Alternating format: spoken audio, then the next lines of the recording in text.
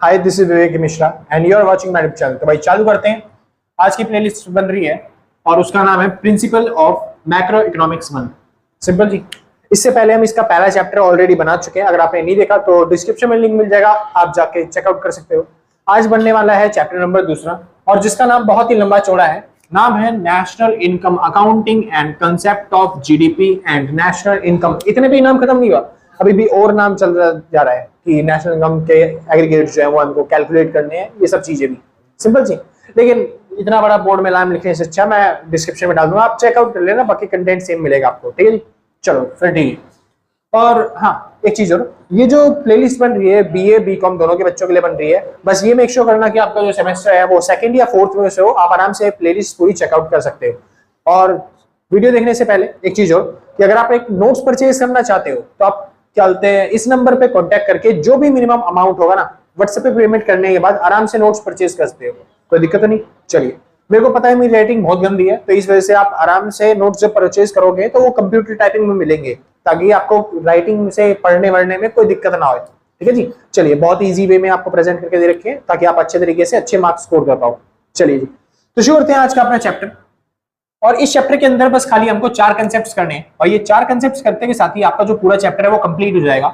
सबसे पहला जो कंसेप्ट आता है वो national income and it's concepts. सबसे पहले मैं आपको समझाऊंगा कि नेशनल इनकम क्या होता है, साथ ही में टाइम मिल गया तो मैं समझा दूंगा कि डोमेस्टिक इनकम भी क्या होता है और इन दोनों में कैसा रिलेशन है या फिर डिफरेंस कैसा है इनमें। ठीक है जी। उसके बाद हम सीखेंगे नेशनल इनकम के एग्रीगेट्स। एग्रीगेट्स का मतलब होता है फॉर्मूले। तो नेशनल इनकम के जितने भी फॉर्मूले होते हैं वो हम इस दूसरे पार्ट के अंदर सीखने वाले हैं। उसके बाद हम मेन सीखने वाले हैं method of estimating national income.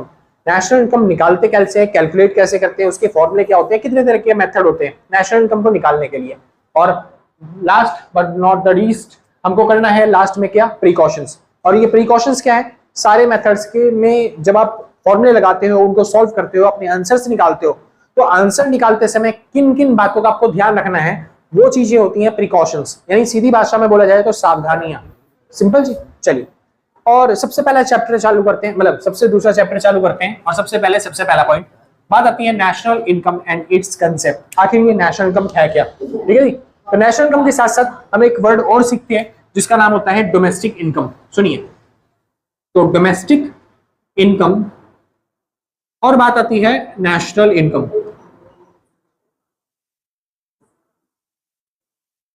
अब ये डोमेस्टिक इनकम और नेशनल इनकम में डिफरेंस क्या होता है, बस ये समझना है। कई बार एग्जाम्स में ये डिफरेंस ही आ गया है कि नेशनल इनकम और डोमेस्टिक इनकम में डिफरेंस बताइए। सिंपल जी, बहुत इजी कंसेप्ट है और आप आराम से समझ जाओगे। बस ये मेक श्योर करना कि जो बोल रहा हूं वो याद रहे आपको। तो अब ये डोमेस्टिक इनकम क्या होता है, हिंदी भाषा में डोमेस्टिक इनकम को बोलते हैं घरेलू आय। घरेलू आय का मतलब होता है एक घर की आय। घर की आय का मतलब जैसे पूरा हमारा जो देश है भारत, वो एक हमारी घर की तरह ही है। तो पूरा देश भारत मिलके जितना भी पैसा कमाता है वो पूरा क्या कहलाएगा, घरेलू आय यानी डोमेस्टिक इनकम। तो डोमेस्टिक इनकम का मतलब होता है एक साल में एक देश की बाउंड्री के अंदर जितनी भी आपने इनकम कमाई है उसको क्या बोलेंगे, डोमेस्टिक इनकम। तो डोमेस्टिक इनकम क्या है, एक साल में एक बाउंड्री ऑफ ए कंट्री, एक देश की बाउंड्री में जितनी भी आपने कौन सी इनकम, फैक्टर इनकम कमाई है, वो क्या कहलाएगा, वो कहलाता है डोमेस्टिक इनकम। यानी एक देश के अंदर जितना भी पैसा आप कमा रहे हो एक साल में वो क्या कहलाएगा, जीडीपी, डोमेस्टिक इनकम। सिंपल, कोई दिक्कत नहीं। कह रहे भैया समझ आ गया, बहुत इजी है, चलो कोई बात नहीं। नेशनल इनकम देखते हैं, ये उससे भी ज्यादा इजी है। नेशनल इनकम का मतलब क्या होता है, एक साल के अंदर हमारे देश के लोगों के द्वारा जितना भी पैसा कमाया जा रहा है, वो मैटर नहीं करता कि हमारे देश के लोग अपने देश में रह रहे हैं या फिर विदेशों में रह रहे हैं, बस हमारे देश के लोगों के द्वारा जितना भी पैसा कमाया जाता है वो क्या कहलाता है, नेशनल इनकम, राष्ट्रीय आय। मतलब क्या होता है राष्ट्रीय आय का, तो एक साल में एक देश के नॉर्मल लोग यानी कि नॉर्मल रेजिडेंट्स जितनी भी इनकम कमाते हैं, कौन सी इनकम, फैक्टर इनकम कमाते हैं, उसको क्या बोलते हैं, उसको बोलते हैं हम नेशनल इनकम। तो नेशनल इनकम क्या है, एक साल के अंदर एक देश के नॉर्मल रेजिडेंट्स के द्वारा कमाया गया फैक्टर इनकम। कोई दिक्कत नहीं। भैया कह रहा है भैया ऐसे लिख के आएंगे तो नंबर नहीं मिलेंगे, डेफिनेशन तो करवाओ। कोई बात नहीं, करवाता हूँ, तसल्ली खाओ, धैर्य धरो, हिंदू वीरो। चलो जी, डोमेस्टिक इनकम क्या होता है, सबसे पहले इसी से डेफिनेशन बनने वाली है। तो डोमेस्टिक इनकम क्या होता है, तो आपको बोलना है it is the sum of total कौन सी income, factor income, it is the sum of total factor income earn, कहां पे कमाया गया, in the boundary of a country, in the boundary of a country. उसके बाद एक साल में, तो मतलब during a fiscal year. Fiscal year का मतलब होता है लेखा वर्ष। तो जो लेखा वर्ष होता है उसके दौरान एक साल के अंदर जितना भी आपने पैसा कमाया होता है उसको क्या बोलते हैं हम, डोमेस्टिक इनकम। तो डोमेस्टिक इनकम की डेफिनेशन क्या बनी, it is the sum of total factor income earned in the boundary of a country during a fiscal year. एक साल के अंदर एक देश के अंदर जितना भी पैसा कमाया वो क्या कहलाएगा, डोमेस्टिक इनकम। सिंपल है ना, कोई दिक्कत तो नहीं, बहुत अच्छी बात है। आगे चलते हैं। नेशनल इनकम का मतलब क्या होता है, एक साल के अंदर एक देश के नॉर्मल लोगों ने जितना पैसा कमाया, तो क्या बनेगी डेफिनेशन, तो it is the sum of total factor income earn by the, किसने कमाया, नॉर्मल लोग, तो normal residents of a country during a fiscal year. तो एक साल के अंदर एक देश के लोगों ने जितना भी पैसा कमाया उसे क्या बोलते हैं, नॉर्मल नेशनल इनकम। तो सीधी सी बात, जब आप नेशनल इनकम निकालते हो तो उस देश के लोगों को ध्यान में रखना, और जब आप डोमेस्टिक इनकम निकालते हो उस देश की बाउंड्री को ध्यान में रखना। समझे? तो मतलब क्या कह रहा हूं मैं, एक देश की बाउंड्री के अंदर जो भी पैसा कमाता है वो डोमेस्टिक इनकम, चाहे वो हमारे देश के इंसान कमाए, चाहे वो अंग्रेज कमाए, चाहे वो चाइनीज कमाए, चाहे वो जापानीज कमाए, कोई भी पैसा कमा रहा है हमारे देश में, हमारे देश की इनकम होगी वो। और नेशनल इनकम में हमारे देश के लोग, चाहे वो देश के अंदर से पैसा कमाए चाहे देश के बाहर से कमा के लेके आए, वो सारी इनकम किसकी है, नेशनल इनकम हमारे देश की राष्ट्रीय आय होगी। समझे? यहाँ पे अंग्रेजों का पैसा नहीं जोड़ेंगे, यहाँ पे इंसान हमारा देश का होना चाहिए। समझे? यहाँ पे अंग्रेजों का पैसा जोड़ सकते हैं क्योंकि बेसिक से वो कहीं पे भी कमाए, मतलब देश की बाउंड्री के अंदर कहीं पे भी कमाए, देश की बाउंड्री में तो कमाया, तो बस यहाँ पे अंग्रेजों का पैसा जुड़ सकता है, लेकिन यहाँ पे अंग्रेजों का पैसा नहीं जुड़ता। कोई डाउट्स?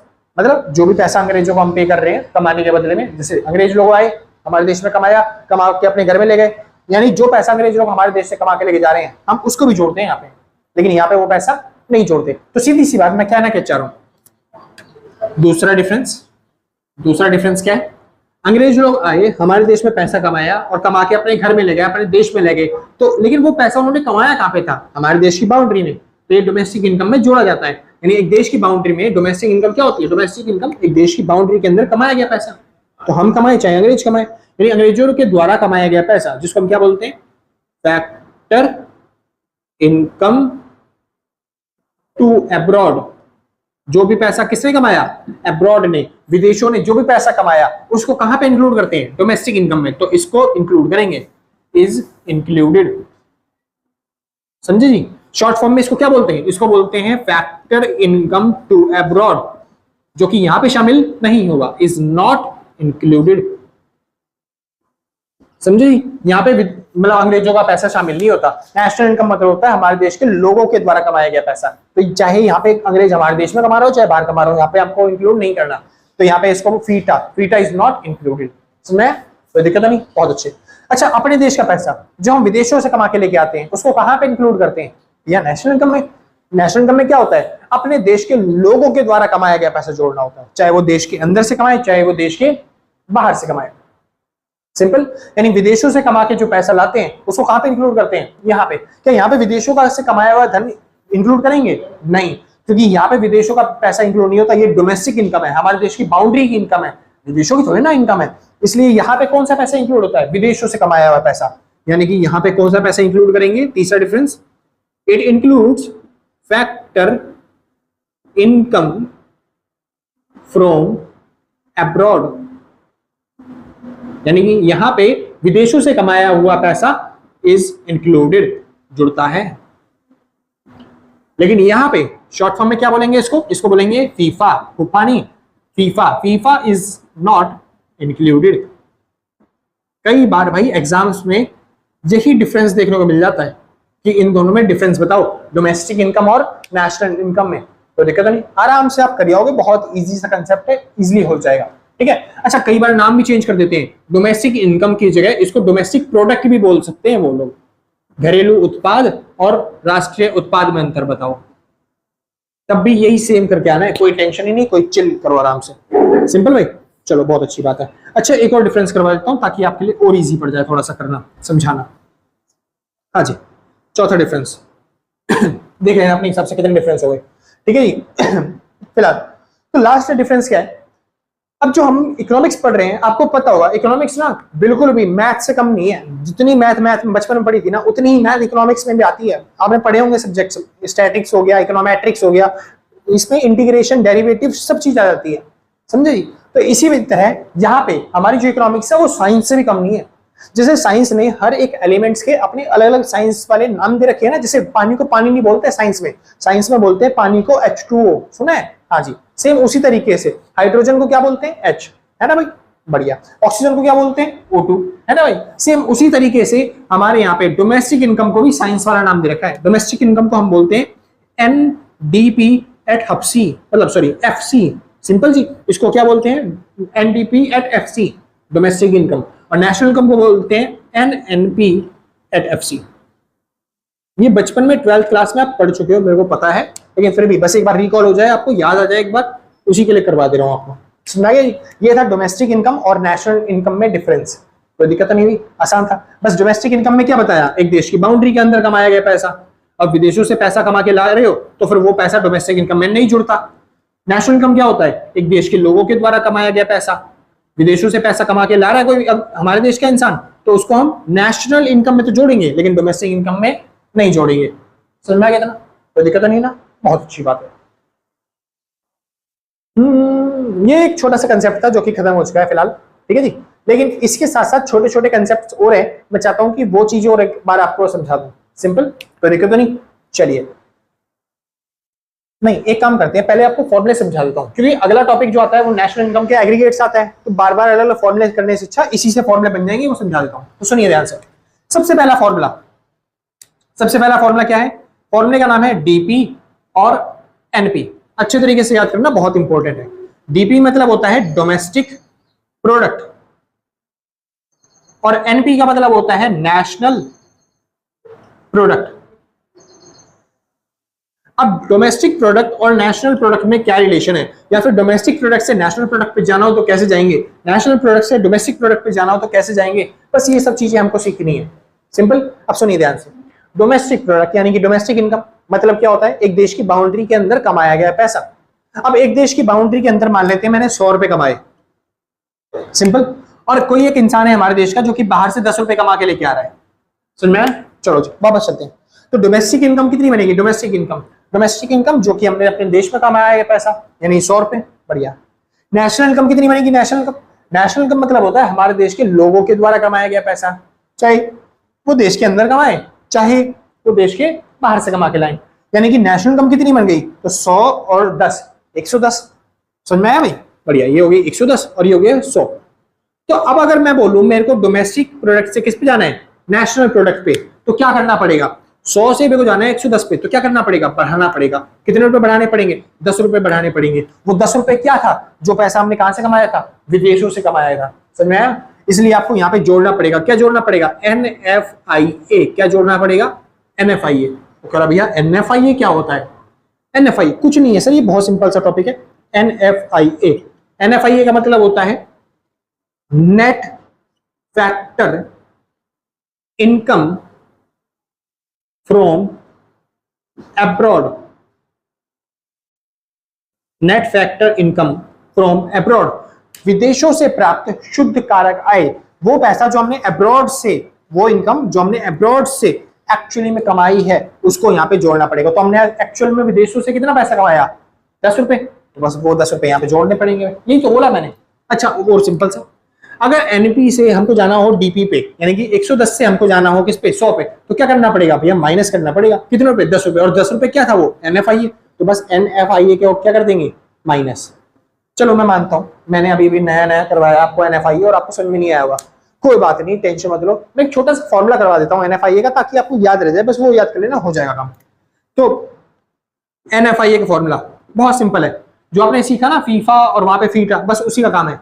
यानी कि एनएफआई का फॉर्मूला क्या है, फीफा माइनस में फीटा, यानी factor income from abroad minus में फैक्टर इनकम टू अब्रॉड। जैसे फैक्टर इनकम फ्रॉम अब्रॉड, मैंने विदेशों से कमाया 100 रुपए, फैक्टर इनकम टू अब्रॉड, कुछ लोग अंग्रेज भी तो हमारे देश से कमा के ले गए, तो अंग्रेजों ने कमा के लेके चले गए कितने रुपए, 90 रुपए, तो मेरे को प्रॉफिट हुआ लॉस, हाँ जी प्रॉफिट हुआ, क्योंकि मैंने विदेशों से कमाया था 100 रुपए और अंग्रेज लोग मेरे से कमा के ले गए 90 रुपए, तो मेरे को 10 रुपए का क्या हो गया प्रॉफिट, और वो 10 रुपए ही क्या कहलाता है, वो कहलाता है एनएफआई। वही एनएफआई है जो मैंने यहाँ पे प्लस और माइनस किया एक्चुअल में जो मैंने विदेशों से कमाया। समझ में आया? तो मैं समझा रहा हूँ सिंपल सी बात, नेशनल इनकम, और नेशनल इनकम में भाई मौत, ये मान लो बच्चों को मौत हो जाती है, इतना मुश्किल टॉपिक होता है, सांप के जहर से ज्यादा जहरीला टॉपिक होता है ये, समझे जी। सांप का जहर एक बार में आपको काटेगा तो केवल आप मरोगे, लेकिन ये क्वेश्चन अगर पेपर में आ गया तगड़े वाला, तो ये मान लो इस क्वेश्चन के खाली दर्शन मात्र से पूरी क्लास फेल हो जाती है, इतना जहरीला क्वेश्चन होता है ये। तो इसलिए ध्यान से समझो, बहुत इंपॉर्टेंट टॉपिक है, और इसके अंदर ज्यादा नहीं 10 न्यूमेरिकल, 10 न्यूमेरिकल नहीं, 10 न्यूमेरिकल तो छोड़ो, 10 न्यूमेरिकल तो ज्यादा हो गए, 10 फॉर्मूले के अंदर कंप्लीट करवा दूंगा ये वाला चैप्टर। बस आप 10 फॉर्मूले याद कर लेना, 10 फॉर्मूले याद करने के साथ ही पूरा चैप्टर कंप्लीट, और ज्यादा मुश्किल नहीं है, 2 फॉर्मूले मैं करवा ही चुका हूं। सबसे पहला फॉर्मूला ये मान लो, ये रहा डीपी, मैं पूछूंगा डोमेस्टिक प्रोडक्ट से नेशनल प्रोडक्ट पे जाने के लिए क्या करना पड़ेगा, बोल देना प्लस एनएफआई है। तो बोलूंगा नेशनल प्रोडक्ट से डोमेस्टिक प्रोडक्ट पे आने के लिए क्या करना पड़ेगा, बोल देना माइनस एनएफआई है। सिंपल ना, पहला फॉर्मूला खत्म। दूसरा फॉर्मूला मैं पूछूंगा एनएफआई है, एनएफआई का फॉर्मूला सुनाओ, तो आप बोल देना फूफा माइनस में सॉरी फीफा माइनस में फीटा। सिंपल ना, कोई दिक्कत तो नहीं ना, बस इस तरीके से आपको फॉर्मूले सुनाने। चलो जी आगे चलते हैं। फिलहाल अब आगे आते हैं, हाँ वैसे तो काफी सारे टॉपिक हो गए, लेकिन छोटे छोटे टॉपिक रह गए जो मैं बता देना चाहूंगा आपको। मेरे को लग रहा होगा बहुत ज्यादा डाउट है और आपको समझ में नहीं आ रहा होगा बिल्कुल भी। जैसे आपको पता नहीं होगा ये फिस्कल ईयर क्या होता है, पता है आपको फिस्कल ईयर क्या होता है? चलो कोई बात नहीं, बता देता हूँ। दुनिया में लोगों को कुछ नहीं पता होता। सबसे पहले बात आती है ईयर, नहीं यहाँ पे नहीं, फिर तुम कंफ्यूज हो जाओगे, यहाँ पे करवा देता हूँ ना। ठीक, ईयर, ईयर मतलब होता है वर्ष, और जो साल होते हैं वो 2 तरह के होते हैं। पहला होता है कैलेंडर ईयर, कैलेंडर ईयर जो कैलेंडर में चलता है, 1 जनवरी को चालू होता है, 31 दिसंबर को खत्म होता है, इसको बोलते हैं कैलेंडर ईयर, सिंपल। दूसरा होता है financial year, financial year, financial year को ही बोलते हैं हम फिस्कल ईयर, फिस्कल ईयर, ठीक है जी, वित्तीय वर्ष, जो 1 अप्रैल से चालू होता है और 31 मार्च को खत्म हो जाता है। तो यहाँ पे जो भी हम कैलकुलेशन करेंगे नेशनल इनकम की, वो फिस्कल ईयर यानी कि इस हिसाब से करेंगे कि 1 अप्रैल को साल चालू होगा और 31 मार्च को साल क्या हो जाएगा, खत्म हो जाएगा, समझे जी। इसके अलावा दूसरा मेरे को जो टॉपिक आपको समझाना लगता है कि समझाना पड़ेगा, वो होता है ये फैक्टर इनकम क्या है, आप पूछोगे है ना भाई। तो एक बार एक काम करो, छोटा सा काम, ये कुछ इंपॉर्टेंट टॉपिक्स है, मैं उनको नोट करवा देता हूँ, बाकी सारा आप नोट कर लेना, बाकी मैं बाद में बता दूंगा। तो मेरे हिसाब से जो इंपॉर्टेंट है वो है फैक्टर इनकम, जो भी समझाऊंगा।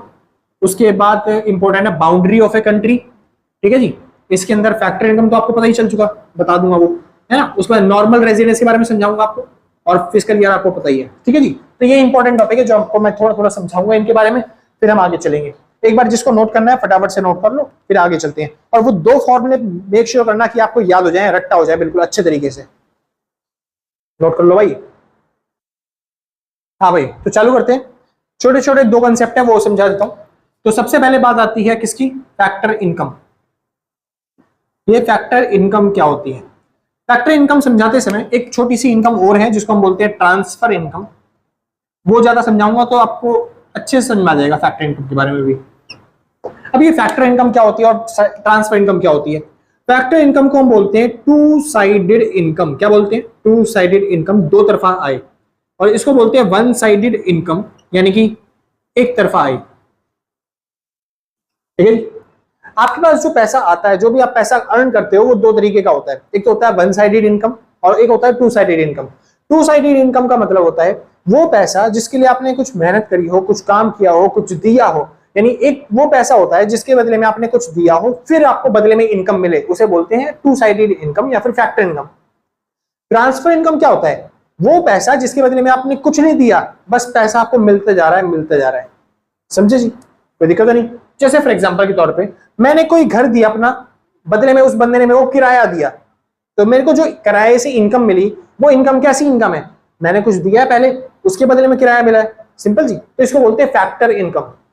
वहीं पे रास्ते में चलते चलते मेरे को 10 रुपए पा गए, क्या मैंने उसके लिए कोई काम किया? वो कह रहा भैया चल रहे थे, चल तो मैं अपने काम के लिए जा रहा था ना, उस 10 रुपए के पाने के लिए थोड़ी ना। तो जो 10 रुपए मेरे को रास्ते में पाए वो क्या कहलाएगा? Transfer income. सिंपल जी, कोई दिक्कत तो नहीं, बढ़िया। तो फैक्टर इनकम टू साइडेड होती है और transfer income one sided. Example के तौर पर अगर देखना चाहो तो इसका एग्जाम्पल होता है रेंट। रेंट से जो पैसा कमाया, सैलरी जो काम करने के बाद आपको सैलरी मिलती है वो भी, इंटरेस्ट किसी को पैसा देते हो ब्याज पे तो वो जो इंटरेस्ट मिलता है वो फैक्टर इनकम। सिंपल जी। प्रॉफिट, बिजनेस में काम करने के बाद जो पैसा कमाया उसे क्या बोलते हैं? प्रॉफिट। तो कुछ काम किया तभी तो पैसा मिला, इसको क्या बोलेंगे? Factor income. ट्रांसफर इनकम क्या होता है? इसको बोलते हैं वन साइडेड इनकम, एक तरफा आय, जिसके लिए कुछ काम नहीं किया बस पैसा मिल गया। जैसे कि स्कॉलरशिप। वो कह रहा है भैया स्कॉलरशिप, कुछ काम किया नहीं, क्या स्कॉलरशिप मिली? इतनी पढ़ाई लिखाई करते हैं बच्चे, हाँ जी, वो पढ़ाई लिखाई करते हैं अपने मार्क्स अच्छे करने के लिए। स्कॉलरशिप के लिए थोड़ी ना, स्कॉलरशिप तो गवर्नमेंट अपनी तरफ से देती है, कोई लाइबिलिटी थोड़ी ना बनती गवर्नमेंट की, हर बार देनी ही पड़ेगी। भाई गवर्नमेंट नहीं देगी तो हम पढ़ेंगे नहीं, बच्चे तो अपने लिए पढ़ते हैं, स्कॉलरशिप तो ऐसे मिल जाती है। सिंपल जी। जैसे कि old age pension. Old age pension, इसके लिए कोई काम थोड़ी ना करना पड़ता, जिंदगी में अपने आप लोग बुढ़े होते हैं, बुढ़े होने के बाद पैसा मिल जाता है, उसको क्या बोलते हैं? Old age pension. दूसरा क्या बोलते हैं? Window pension. कभी मिली आपको? तो कह रहा भैया होता क्या है वो तो बताओ। विडो पेंशन, भाई जिसको पता हो बता देना कमेंट में, ठीक है जी, जिसको मिल रही हो कोई दिक्कत नहीं। इसके लिए कुछ काम थोड़ी ना करना पड़ता, बस एक ड्रम खरीद के लाना पड़ता है तो आराम से विडो पेंशन मिल जाती है। सिंपल जी। चलो कोई बात नहीं। शुरू करते हैं। दूसरा और डिफरेंस क्या है? देखो दूसरा आप एग्जांपल भी डाल सकते हो डिफरेंस में, तो तीसरा कर देता हूं उसको। और क्या डिफरेंस है फैक्टर इनकम और ट्रांसफर इनकम? जो नेशनल इनकम हम निकालते हैं या फिर डोमेस्टिक इनकम निकालते हैं ना, उन दोनों को निकालते समय याद रखना, हमेशा ये मेक श्योर करना कि फैक्टर इनकम ही इंक्लूड की जाए, ट्रांसफर इनकम कभी भी इंक्लूड नहीं होती। यानी कि नेशनल इनकम में हमेशा फैक्टर इनकम को इंक्लूड करेंगे, लेकिन कभी भी नेशनल इनकम में ट्रांसफर इनकम को इंक्लूड नहीं करते। सिंपल जी। ये तीन डिफरेंस है, मेरे को लगता है अब आपको अच्छे तरीके से समझ में आ गया होगा फैक्टर इनकम क्या होती है। आगे चलते हैं, बात आती है boundary of a country. Boundary of a country, जो मैंने बताया था आपको, एक कंट्री की बाउंड्री क्या होती है? आपको लगता है जो भारत का नक्शा है, अंदाजा फॉर एग्जांपल के तौर पे ये मान लेते हैं भारत का नक्शा बन गया। वैसे मेरी ड्राइंग बहुत खराब है, लेकिन एज्यूम कर लेते हैं कि भाई हाँ चलो ठीक है, ऐसे ही बन गया भारत का नक्शा, ठीक है जी। और यहाँ पे ये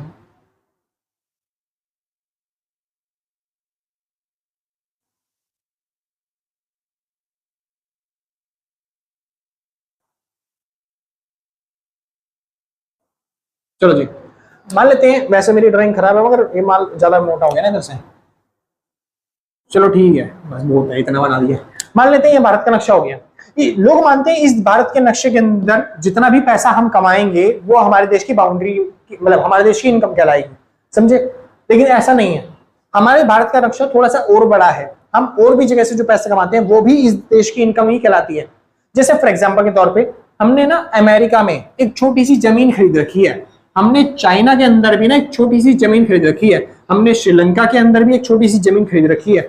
वो सब जो जमीन हमने खरीद रखी है, हमारे इंडिया वाले, मतलब हमारे देश की कंट्री ने या फिर हमारी गवर्नमेंट ने जो जमीन खरीद रखी है, उस जमीन के अंदर जितना भी पैसा कमाया जाता है ना, वो भी हमारे देश की इनकम ही कहलाएगी, वो भी हमारी धरती की जमीन खरीदाएगी। अच्छा, आपने जो जमीन लंदन में, कनाडा में खरीद रखी है, वो जमीन की बात नहीं कर रहा, ये वो जमीन है जो कि इंडियन गवर्नमेंट ने खरीदी है, वो भी किस नाम से?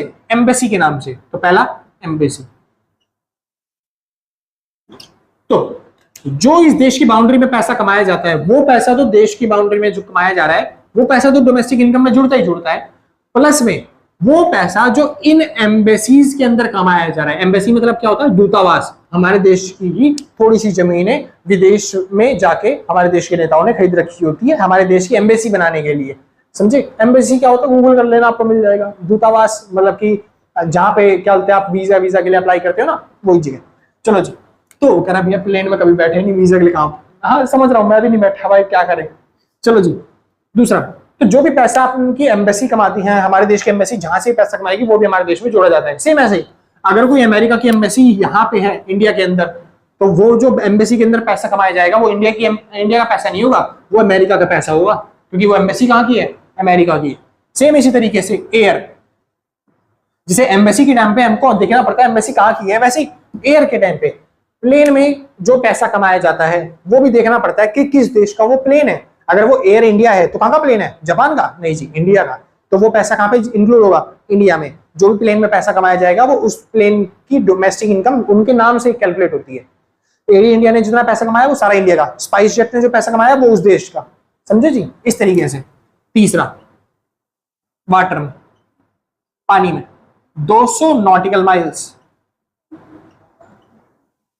200 नॉटिकल माइल्स तक जो भी पैसा कमाया जा रहा है, यानी कि इस देश की बाउंड्री के इस कोने तक जो भी पैसा कमाया जा रहा है वो पैसा भी हमारे देश की क्या होता है डोमेस्टिक इनकम में आएगा। क्योंकि जो समुद्र के लगता हुआ पानी होता है वहां पे जो भी मछुआरे मछली पकड़ के पैसा कमाते हैं वो भी हमारे देश की बाउंड्री में कैलकुलेट होता है। सिंपल सी। तो हमारे देश की बाउंड्री इतनी बड़ी है, तो कौन सा? एयर का, वाटर का और एम्बेसी का, ये तीनों पैसा हमारे देश की बाउंड्री में आता है, हमारे देश की बाउंड्री में। सिंपल जी। चलिए अब चालू करते हैं अगला टॉपिक जिसका नाम है नॉर्मल रेजिडेंस। नॉर्मल रेजिडेंस क्या होता है? नॉर्मल रेजिडेंस का मतलब होता है सामान्य निवासी। अब सामान्य निवासी कौन होता है? वो इंसान जो किसी भी देश के अंदर 1 साल या उससे ज्यादा टिक गया और उसकी आर्थिक रुचि का केंद्र यानी कि इकोनॉमिक इंटरेस्ट वही देश है, तो उसको उस देश का क्या बना दिया जाएगा? Normal residence. जैसे कोई जापान का इंसान हमारे देश में आ जाता है और वो 2-3 साल टिक जाता है और जो भी कमाता उमाता है इंडिया से वो इंडिया में ही खर्च करता है, स्कूल बनवाता है, हॉस्पिटल्स बनवाता है, यानी उसका इकोनॉमिक इंटरेस्ट किस देश को डेवलप करने में है? इंडिया को। तो वो जापान का इंसान अब वो नॉर्मल रेजिडेंस सामान्य निवासी बन जाएगा। कहाँ का? इंडिया का। समझे? ऐसी अगर आप अमेरिका चले जाते हो, वहीं पे कमाते हो, वहीं पे खाते हो, वहीं पे डेवलपमेंट करते हो, तो आप इंडिया के सामान्य निवासी नहीं हो। अब आप कहाँ के सामान्य निवासी हो? अमेरिका के। अब आपको टैक्स कहाँ पे भरने पड़ेंगे? जहां से आपने पैसा कमाया, अमेरिका से कमाया तो अमेरिका में टैक्स दोगे। सिंपल जी। तो इस तरीके से होता है सामान्य निवासी। बच्चों में कंफ्यूजन होती है कई बार सिटीजन को लेके। सिटीजन थोड़ा सा अलग है, सिटीजन और नॉर्मल रेजिडेंस में फर्क है। आप उस देश के सामान्य निवासी तो बन सकते हो इन 2 चीजों को फॉलो करके, समझे?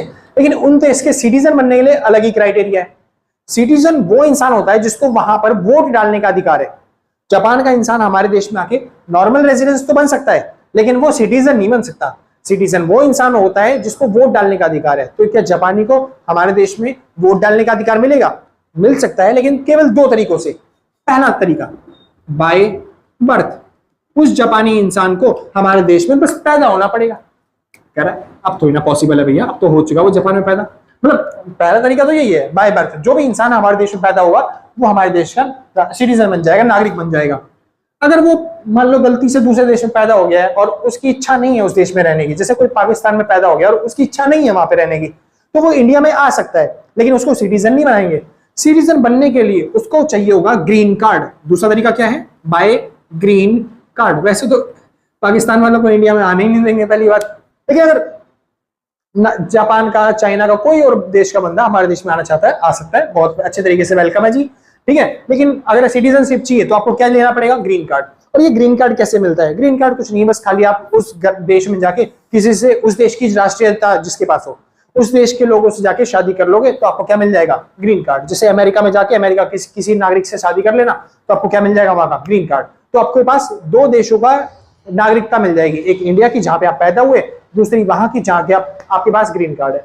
सिंपल। चलो जी, बहुत अच्छी बात है, कोई दिक्कत नहीं। तीसरा एक वर्ड आता है एनआरआई। इसको बोलते हैं नॉन रेजिडेंशियल इंडियन। इंडिया में तो पैदा हुआ लेकिन इंडिया में ही नहीं रहता, इसको बोलते हैं एनआरआई। जैसे जितने भी अपने क्या बोलते हैं ऐसे भाई बंधु हैं जो कि इंडिया में तो पैदा हुए, जैसे वो कनाडा में जाके बस जाते हैं, तो उन्हें क्या बोलते हैं कि वो नागरिकता उन्होंने चेंज करवा ली कि अब वो क्या बोलते हैं इंडिया के नॉर्मल रेजिडेंस नहीं रहे, अब वो कहाँ के बन चुके हैं? बाहर के। सिंपल जी। इसको बोलते हैं एनआरआई। ये लोग पैसा तो यहाँ पे खर्च करते हैं, स्कूल यहाँ पे पढ़ते हैं, लेकिन कहाँ पे जाके पैसा खर्च करते हैं एक्चुअल में? जाके विदेशों में। सिंपल जी। तो इसको बोलते हैं एनआरआई। तो दिक्कत नहीं, इनका पैसा सारा का सारा कहाँ पे जुड़ता है? जहाँ पे वो देश में रह रहे होते हैं, नॉर्मल रेजिडेंस वहां के बन जाते हैं। सिंपल जी। चलो यहाँ पे खत्म होते हैं अपने छोटे छोटे टॉपिक्स। थोड़े छोटे छोटे टॉपिक्स और हैं, जब तक क्या बोलते हैं मैं आपके फॉर्मूला करवा दूं, फिर उसके बाद हम आगे चलेंगे। सिंपल जी। जिसको नोट करना है फटाफट से नोट करो, फिर आगे चलते हैं। हाँ भाई, तो चालू करते हैं आगे। अब अपना टॉपिक का नाम आता है डेप्रिसिएशन। डेप्रिसिएशन क्या होता है? अब अगर आपको सिंपल भाषा में डेफिनेशन सुननी है तो डेफिनेशन सिंपल से सुन लो, वरना लिखने में यहाँ पे आपका टाइम वेस्ट होगा थोड़ा। डेप्रिसिएशन क्या होता है, लिखवाई देता हूं। डेप्रिसिएशन का मतलब होता है it is the reduction in value of fixed assets. क्या होता है depreciation? Reduction in value of fixed assets. Fixed assets की वैल्यू में जो भी गिरावट आती है उसी गिरावट को क्या बोलते हैं? डेप्रिसिएशन। लेकिन वो जो रिडक्शन है वो किस कारणों की वजह से होना चाहिए? बस दो कारण की वजह से, बाय टाइम और बाय रेगुलर यूज। डेप्रिसिएशन क्या होता है? किसी भी एसेट्स की वैल्यू में गिरावट आना डेप्रिसिएशन कहलाता है, और वो गिरावट या तो टाइम की वजह से या फिर लगातार यूज करने की वजह से होनी चाहिए।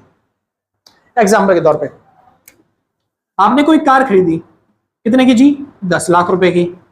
अब वो जो कार है आप 2 साल तक आपने चलाई, मान लो ना भी चलाई, आप उस कार को घर में खड़ी करके आप कनाडा घूमने चले गए। 2 साल बाद जब वापस आते हो, आपने सोचा अब इस कार का नया मॉडल आ चुका है, ये पुरानी कार क्या करेंगे चला के, आपने सोचा चलो बेच देते हैं। तो आपने बेचने के लिए सोचा, तो फिर पता चला जो कार के प्राइस है ना, अब कोई आपको बस खाली उस कार के 5 लाख रुपए दे रहा है, क्योंकि नया मॉडल आ चुका है, हर कोई नया मॉडल की डिमांड करेगा। तो पुराना मॉडल के कितने मिल रहे हैं बस आपको? 5 लाख रुपए। सिंपल। तो आपको प्रॉफिट हो रहा है, लॉस? वो कह रहा भैया लॉस हो रहा है। हाँ जी सही में आपको लॉस हो रहा है। अभी जो 10 लाख की वैल्यू की कार थी वो अब 5 लाख की होगी, तो आपको क्या हो रहा है? लॉस हो रहा है। आपने तो चलाई भी नहीं इस कार को, अगर चला भी लिया तो चलाने के बाद भी इतना लॉस थोड़ी ना होता है, एकदम ज्यादा प्राइस, समझे? तो ये जो वैल्यू गिरी है, इसी लॉस को लगातार यूज करने की वजह से या फिर टाइम की वजह से जो भी लॉस होता है, उसी लॉस को क्या बोलते हैं? डेप्रिसिएशन। अच्छा, अब आपको कितने का लॉस हुआ? कह रहा भैया 5 लाख का। अच्छा, ये लॉस जो हुआ है वो 1 साल में हुआ है, 2 साल में हुआ है, 3 साल में हुआ है? कह रहा 2 साल में हुआ है भैया लॉस। 2 साल में 5 लाख का लॉस हो गया, यानी हर साल कितने का लॉस है? 2.5 लाख का। यानी हर साल जो 2.5 लाख का लॉस है, इसी को डेप्रिसिएशन बोलते हैं। और ये कैसे निकलता है? तो डेप्रिसिएशन का सिंपल सा फॉर्मूला है, वैल्यू ऑफ असेट माइनस में स्क्रैप वैल्यू अपॉन में नंबर ऑफ ईयर। भाई कैसे समझ में नहीं आया? समझाता हूं भाई। वैल्यू ऑफ असेट, असेट कितने की थी? कार कितने की थी? 10 लाख की थी जी। स्क्रैप वैल्यू, कबाड़ी की वैल्यू, जो आप बाद में उसको बेच रहे हो, उस कबाड़ की वैल्यू, तो आपको कितने रुपए मिल रहे हैं? बस 5 लाख रुपए मिल रहे हैं। यानी आपको लॉस कितने का हुआ यहाँ पे? भैया 5 लाख का लॉस हुआ था। हाँ जी ये पता है हमको। अच्छा, ये जो लॉस हुआ है वो 1 साल में हुआ, 2 साल में हुआ, 3 साल में हुआ? भैया 2 साल में लॉस हुआ है हमको। 2 से बस डिवाइड कर दो तो आपको पता चल जाएगा हर साल आपको कितने का लॉस हो रहा है? 2.5 लाख का। और ये जो 2.5 लाख है, यही क्या है? डेप्रिसिएशन। समझ में? कोई दिक्कत नहीं? बढ़िया। अच्छा, एक चीज और, कार की जो स्टार्टिंग वैल्यू थी उसको हम क्या बोलते हैं? Value of asset. समझे? यानी 10 लाख रुपए क्या है? Value of asset. और इस वैल्यू ऑफ असेट को हम ग्रॉस नाम से भी दिखाते हैं। किस नाम से दिखाते हैं? Gross value. क्या बोलते हैं? Gross value. यानी किसी भी चीज की जो स्टार्टिंग में खरीदी गई वैल्यू होती है उसको क्या बोलते हैं? Gross value. और डेप्रिसिएशन की वजह से उसकी वैल्यू क्या होती है? धीरे धीरे गिरती है। डेप्रिसिएशन की वजह से ग्रॉस वैल्यू लगातार क्या होती है? धीरे धीरे गिरती है। और लास्ट में जो फाइनल वैल्यू निकल के आती है, स्क्रैप वैल्यू जिसको बोल रहा हूं मैं, उसको क्या बोलते हैं हम? Net value. तो ग्रॉस वैल्यू कितनी थी? 10 लाख। नेट वैल्यू कितनी है? 5 लाख। डेप्रिसिएशन कितना लगा इस कार के ऊपर? 5 लाख का। हर साल डेप्रिसिएशन कितना लगता है? 2.5 लाख का। समझा क्या? कोई दिक्कत नहीं? बस इस तरीके से। और इस कंसेप्ट के ऊपर हम 2 फॉर्मूले और सीखेंगे। कौन से 2 फॉर्मूले भैया? समझा रहा हूं। जैसे जी और एन। जी का मतलब होता है जी ग्रॉस, और एन का मतलब होता है नेट। यहाँ पे ग्रॉस वैल्यू कितनी थी? 10। नेट वैल्यू कितनी थी? 5।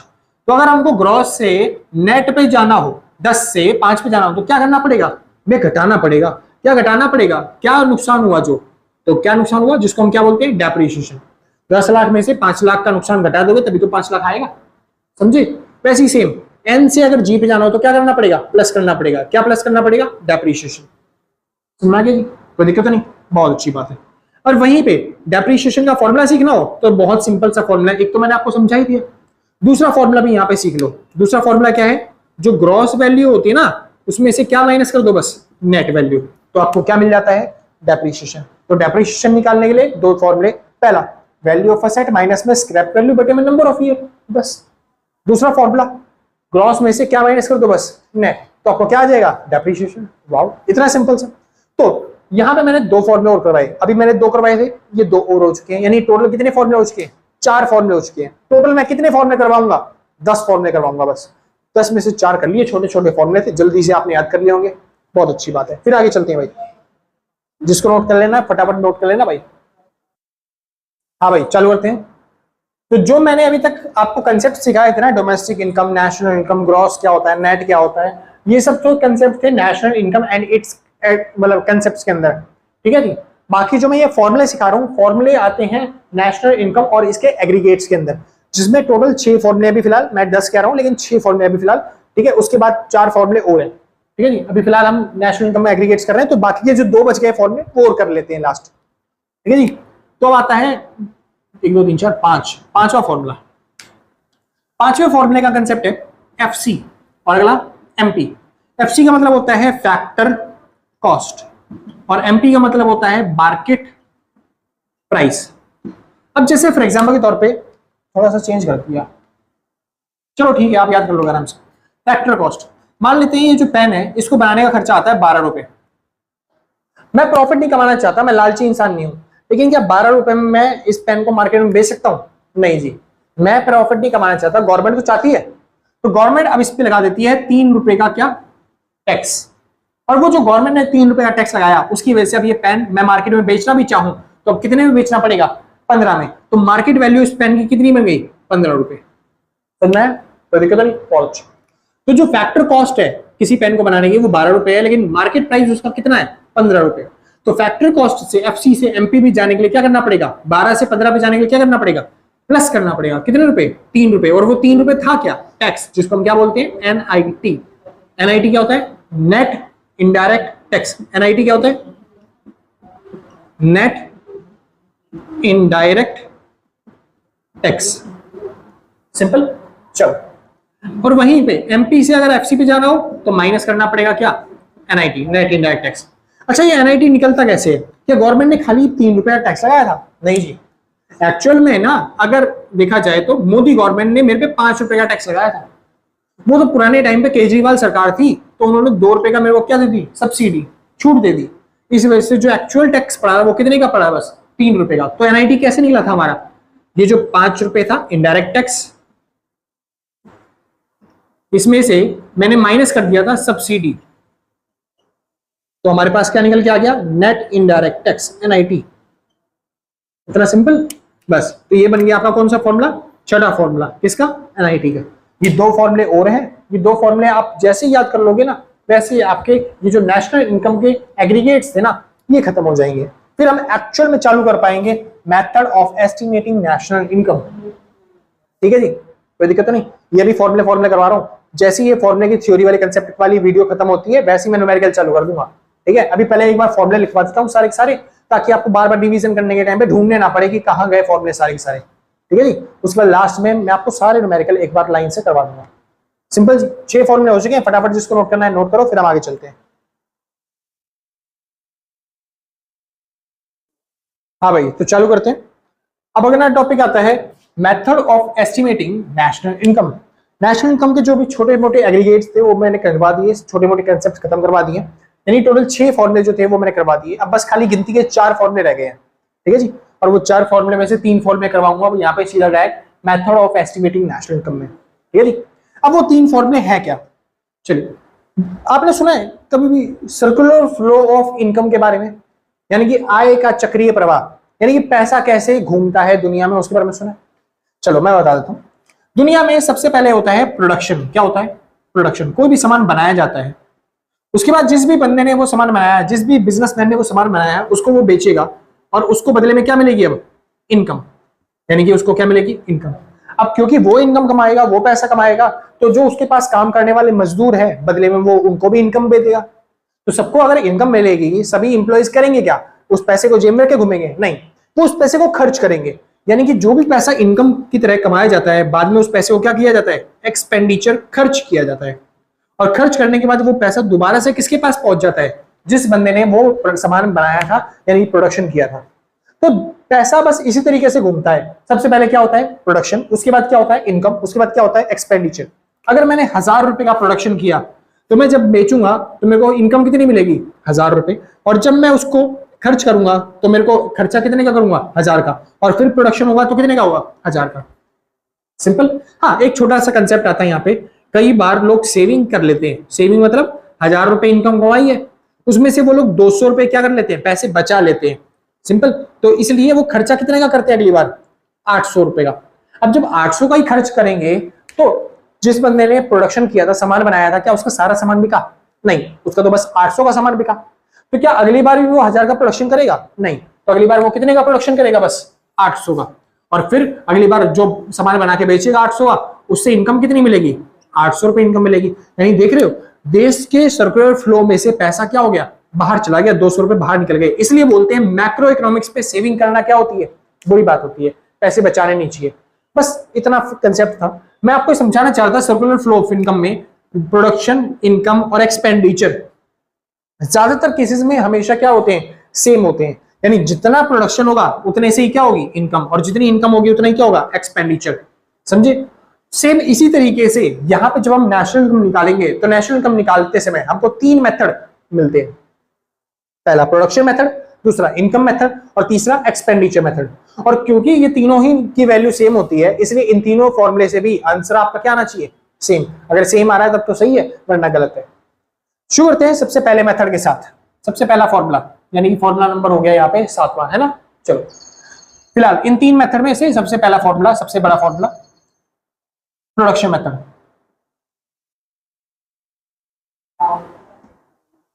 प्रोडक्शन मेथड, उत्पाद विधि। यहां पे अब नेशनल इनकम कैसे कैलकुलेट करी जाती है, प्रोडक्शन के हिसाब से, कि हमने कितना प्रोडक्शन किया उस हिसाब से राष्ट्रीय कैसे निकाले। बेसिक तौर पे इस मेथड से आप कितनी भी कोशिश कर लो, नेशनल इनकम तो कभी आएगा ही नहीं। इस मेथड से हमेशा निकलता है जीडीपी एट एमपी। क्या निकलेगा हमेशा? GDP at MP. और वो कैसे निकलेगा, समझिए ध्यान से। मान लेते हैं आपने कोई सामान परचेज किया, कितने रुपए का, 200 रुपए का, और उस सामान को आपने बेच दिया 1000 रुपए का, तो आपको प्रॉफिट हुआ, लॉस? वो कह रहा भैया प्रॉफिट, कितने का प्रॉफिट हुआ, 800 रुपए का। भैया हाँ जी, यही 800 रुपए आपकी इनकम है। और मैं मानूं अगर पूरे देश में आप अकेले ही रह रहे हो तो पूरी इनकम, पूरे देश की इनकम कितनी होगी, 800 रुपए, जो आपने कमाई है, जो आपकी इनकम है। समझे? यानी अगर आपको इनकम निकालनी हो पूरे देश की तो कुछ नहीं करना, सामान जितने में खरीदा, सामान जितने में बेचा, उसको बस घटा दो। समझ में? मैं समझाता हूं, दोबारा समझाता हूं। देखो, आपने कोई सामान खरीदा कितने रुपए का, 500 रुपए का, और जब आप उस सामान को अपने बेचने गए, आपने सोचा कि उस सामान को दोबारा बेच देता हूं बढ़िया तरीके से, तो उस सामान को बेचने पे आपको वैल्यू मिली, यानी वैल्यू ऑफ आपका आउटपुट, आपका सामान की वैल्यू आपको कितनी मिली, आपको मिली 1500 रुपए। समझे? आपको कितनी वैल्यू मिली, 1500 रुपए। कोई दिक्कत नहीं, पक्का? हाँ जी। तो आपको प्रॉफिट हो रहा है, लॉस हो रहा है? वो कह रहा भैया प्रॉफिट हो रहा है। कितने का प्रॉफिट हो रहा है, 1000 का। तो आपकी इनकम कितनी की बनी, 1000 रुपए। तो देश की इनकम कितनी होगी, 1000 रुपए। कैसे निकाला आपने, बहुत अच्छे तरीके से। वैल्यू ऑफ आउटपुट में से क्या माइनस किया, परचेज। तो बस यहां पे भी क्या करना है, वैल्यू ऑफ आउटपुट में से, यानी कि वैल्यू ऑफ आउटपुट में से माइनस करना है क्या, परचेज। कई बार परचेज का दूसरा नाम इंटरमीडिएट वैल्यू भी दे देते हैं। तो आपको याद रखना है, इंटरमीडिएट वैल्यू, इंटरमीडिएट कॉस्ट या फिर परचेज, दोनों सेम ही नाम होते हैं। और कैसे निकालेंगे जीडीपी एमपी, तो वैल्यू ऑफ आउटपुट में से क्या माइनस करना है, परचेज।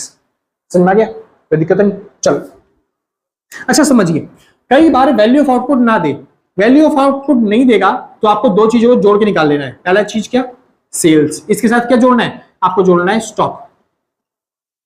क्या जोड़ना है, स्टॉक। स्टॉक क्या है भैया, क्या चीज, मेरे समझ नहीं आया भैया, ये समझाओ थोड़ा भैया, ध्यान से समझाओ भैया, अच्छे से समझा नहीं पा रहे आप। समझाता हूं। देखो, जो वैल्यू ऑफ आउटपुट था वो कितना था, 1500 रुपए। मैंने जो सामान 500 में खरीदा था, जब उसको बेचने गया मार्केट में, मेरे को क्या पता चला मेरी कितनी वैल्यू हो चुकी है आउटपुट की, 1500 रुपए। लेकिन मैं लालची इंसान, मैंने बेचा नहीं, मैंने सोचा थोड़ा सा महंगा हो जाएगा तब बेचूंगा। लेकिन हाँ, थोड़ा सा घर पे पैसे की जरूरत थी तो मैंने सोचा कि थोड़ा बेच देता हूँ, थोड़ा बाद में बेचूंगा। समझ आया? तो मैंने क्या किया, मैंने इसमें से 1000 रुपए का सामान तो बेच दिया, लेकिन 500 रुपए का सामान अभी नहीं बेचा, बाद में बेचूंगा। तो जो सामान मैंने बेच दिया उसको मैं क्या बोलता हूं, सेल्स। और जो सामान मैंने बचा लिया बाद में बेचूंगा उसे क्या बोलूंगा मैं, स्टॉक। तो अगर मैं पूछूं ये जो 500 रुपए का सामान मैंने खरीदा था, इसको अगर मैं बेचने गया, क्या मैंने सारा बेच दिया? नहीं, मैंने 1000 का बेचा, 500 का भी नहीं बेचा। लेकिन 500 रुपए जो सामान था उसकी वैल्यू कितनी हो चुकी है, उसकी तो 1500 रुपए वैल्यू है ना। तो उस हिसाब से मैं इनकम कैलकुलेट करूंगा अपनी। तो वैल्यू ऑफ आउटपुट कैसे निकलता है, सेल्स और स्टॉक को जोड़ोगे। समझ में? सेल्स और स्टॉक, अरे माथा बच्ची मत करो, बस याद कर लो। वैल्यू ऑफ आउटपुट कैसे निकलेगा, सेल्स और स्टॉक को जोड़ के।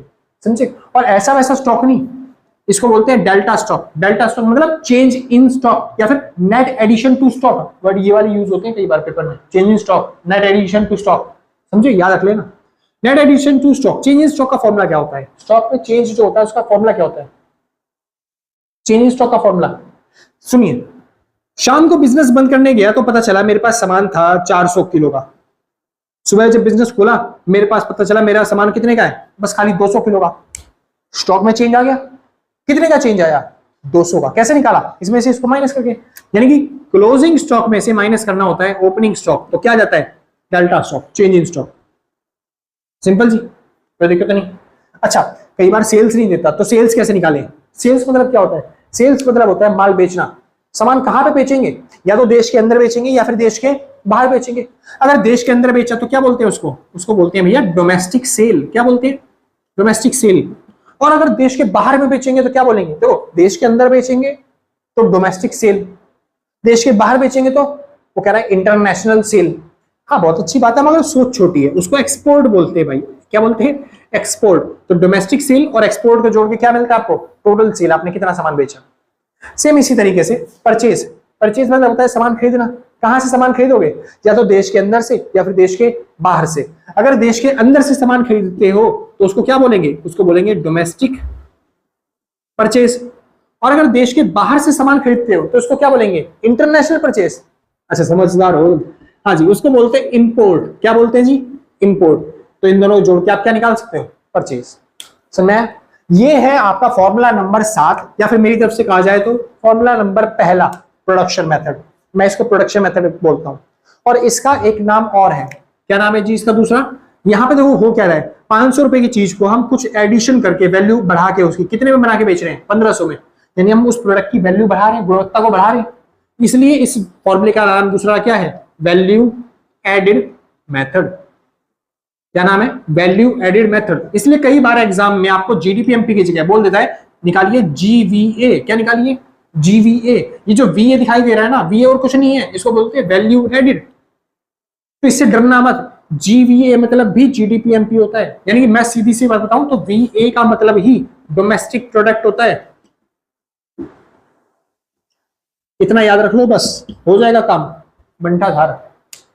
समझ में आया, कोई दिक्कत नहीं। वो कह रहा भैया इतना बड़ा फॉर्मूला भैया हमसे याद नहीं होगा। चलो कोई बात नहीं, अगर तुमसे याद नहीं होगा तो इस पूरे फॉर्मूले की जगह निचोड़ का फॉर्मूला दे देता हूँ, सिंपल सा फॉर्मूला, लास्ट फॉर्मूला दे देता हूँ, वो याद कर लो। पूरा फॉर्मूला याद नहीं करना पड़ेगा। कह रहा भैया बहुत अच्छी बात, तो आप ही भैया होने चाहिए भैया जिंदगी में, आप ही बढ़िया पढ़ाते भैया। तो हाँ बस ये याद कर लो, बस ये फॉर्मूला, फिर बंटा था तुम्हारा।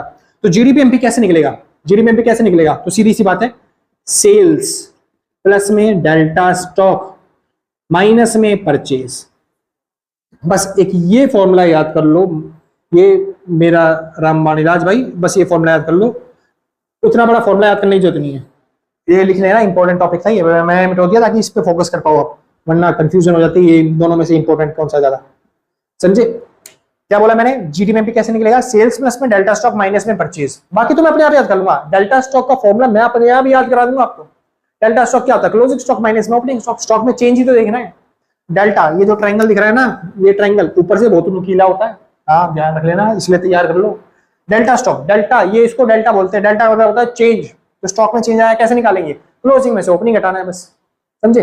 और एक चीज याद रख लेना, इन दोनों जोड़ के निकलता है वैल्यू ऑफ आउटपुट। क्या निकलता है, वैल्यू ऑफ आउटपुट। इतना ऐसे याद कर लो बस, बहुत है। इतना फॉर्मूला मैं अपने आप याद करवा दूंगा, तुम्हें बसर लेने की जरूरत नहीं है, बस इतना याद रहो।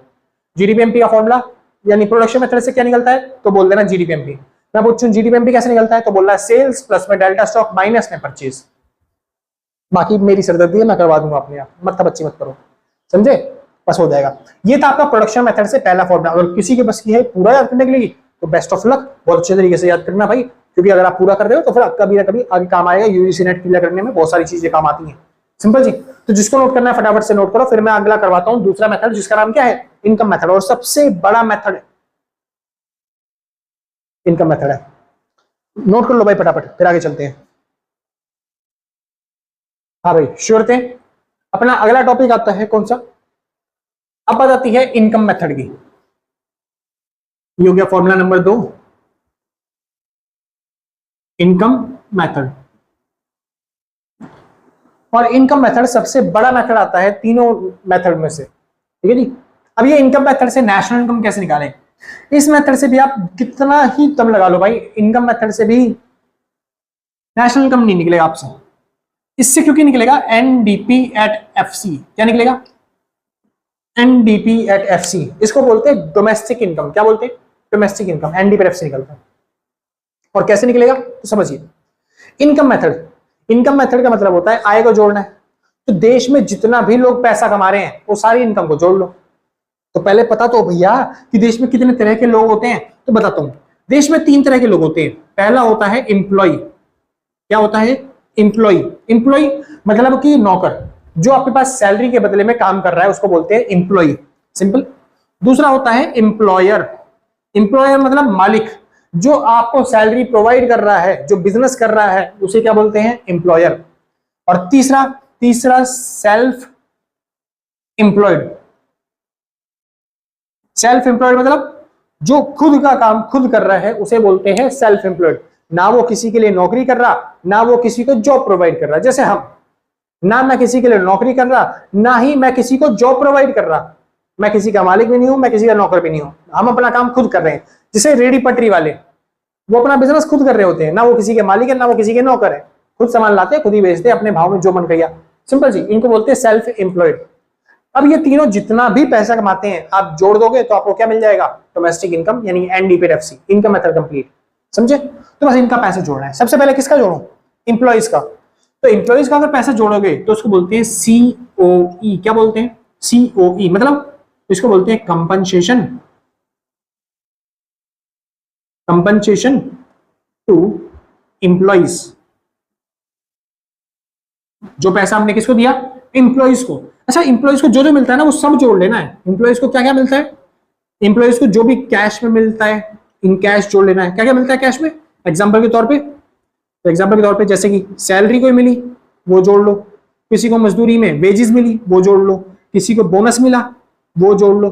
दूसरा इन काइंड, इन काइंड जो जो मिलता है, मालिक दयालु बनके जो जो दे देता है वो सब जोड़ लो। जैसे कि डियरेंस अलाउंस, जैसे हाउस रेंटल अलाउंस, जैसे कि ईपीएफ की सुविधा, पीएफ सुना है ना? हाँ जी भाई। और ईएसआई की सुविधा, सारी सुविधाएं जो भी अलाउंस देता है गवर्नमेंट या फिर मालिक, उसको सबको जोड़ लो। और क्या मिलता है एम्प्लॉइज को? और भी मिलता है, और मिलता है ट्रिपल एस। मैं कह रहा भैया ये क्या है सर? इसको बोलते हैं सोशल सिक्योरिटी स्कीम। और वो भी किसके द्वारा? By employer. एम्प्लॉयर ने, मालिक ने खुश होके अपने एम्प्लॉइज को कई बार क्या देते हैं? उनकी सिक्योरिटी के लिए कोई एलआईसी पॉलिसी करवा दी, या फिर कहीं पे उसको क्या बोलते हैं, कोई दिक्कत हो गई तो इलाज करवा दिया। तो ये सब जो पैसा दे दिया उसकी सिक्योरिटी के लिए, उसकी फैमिली की सिक्योरिटी के लिए, इसे क्या बोलते हैं? Social security scheme. जो कि किसने दी है? मालिक ने दी है। तो वो यहाँ पे जोड़ लेंगे, याद रखना। कई बार पेपर वाला पागल बनाने के लिए एम्प्लॉयर की जगह यहाँ पे क्या दे देगा? एम्प्लॉइज। और आप सोचोगे यहाँ पे भी एम्प्लॉइज, यहाँ पे भी एम्प्लॉइज, जोड़ देते हैं, गलत हो जाएगा। बाकी तो सब चीजों में मैं बता देता हूँ जहां पे गलती होती है, जहां पे डाउट्स होते हैं आपको, लेकिन कई बार इसमें गलती कर देते हो तुम लोग। एम्प्लॉयर ही हो तब लेना है, एम्प्लॉय ही हो तब मत लेना बिल्कुल भी। खाली एम्प्लॉयर ही होना चाहिए। क्या होना चाहिए? एम्प्लॉयर। यहाँ पे एम्प्लॉय लिखना है, लेकिन यहाँ पे एम्प्लॉयर ही होना चाहिए। जो वर्ड लिख रहा हूँ वही वर्ड होना चाहिए।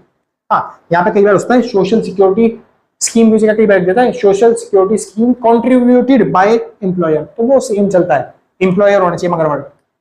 अच्छा आगे चलते हैं। एम्प्लॉय का पैसा हो गया, सारा जोड़ दिया हमने, सब जोड़ देना है, सब तीनों जोड़ देना है यहाँ पे। हाँ आगे। अब एम्प्लॉयर का पैसा, जो भी पैसा बिजनेसमैन कमाता है वो जोड़ना है। अब बिजनेसमैन कहां से पैसा कमाता है? बिजनेस से। बिजनेस को ऑपरेट करने पे जो भी प्रॉफिट आता है वो जोड़ता है। तो बस यहाँ पे क्या जोड़ना है? ओएस। ओएस मतलब ऑपरेटिंग सरप्लस, यानी बिजनेस को ऑपरेट करने के बाद जो भी प्रॉफिट हुआ, जो भी सरप्लस हुआ वो जोड़ना होता है। अब बिजनेसमैन कहां से पैसा कमाता है आपको पता है? फैक्टर ऑफ प्रोडक्शन कितने होते हैं? फैक्टर्स ऑफ प्रोडक्शन होते हैं जी 4। किसी भी चीज का प्रोडक्शन करने के लिए 4 चीजें चाहिए होती हैं। पहला लैंड, दूसरा लेबर, तीसरा कैपिटल, और चौथा एंटरप्रेन्योर, एंटरप्रेन्योर।